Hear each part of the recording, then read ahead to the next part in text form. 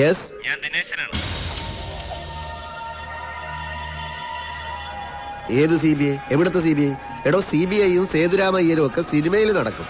Commissioner കർത്തായെ പോലുള്ള intelligent officers Kerala പോലീസിൽ ഉള്ളിടത്തോളം കാലം ഈ കേസിൽ ഒരു വിദേശ ശക്തിയും ഇടപെടേണ്ട ആവശ്യമില്ല. അണ്ടർസ്റ്റാൻഡ്?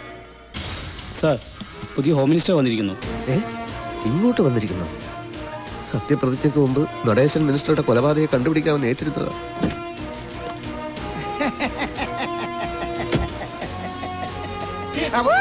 സുഖം തന്നെ അല്ലേടോ? സാർ, ഒരു മുന്നറിയിപ്പില്ലാതെ പെട്ടെന്ന് ഇങ്ങോട്ട്. മിനിസ്റ്റർ തങ്കപ്പൻ അങ്ങനെയാണ്, സുനാമി പോലെ വരും പോകും.